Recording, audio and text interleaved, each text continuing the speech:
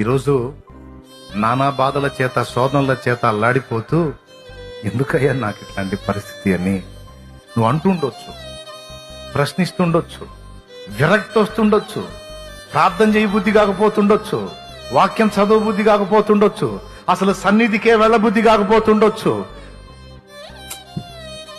బతుకు మీదే విరక్తి పడుతుండొచ్చు, చావు వస్తే బాగుండు అనిపిస్తుండొచ్చు, కన్నీళ్లే అన్నపానాలు అయి ఉండొచ్చు, దేవుడు నాకు అన్యాయం చేశాడేమో అనిపిస్తుంది అని నీకు అనిపిస్తుండొచ్చు, లేదా కొన్నిసార్లు నువ్వే సణుగుతుండొచ్చు, నువ్వు అన్యాయమే చేశావయ్యా అని కూడా అనుండొచ్చు ధైర్యం చేసి.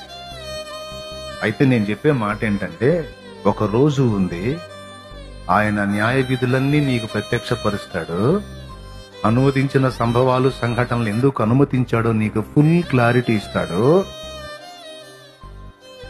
అప్పుడు ఇక ఆయనకి వెళ్ళి చూడటానికి కూడా సిగ్గుపడతా ఉన్నావు. ఎందుకు తెలుసా?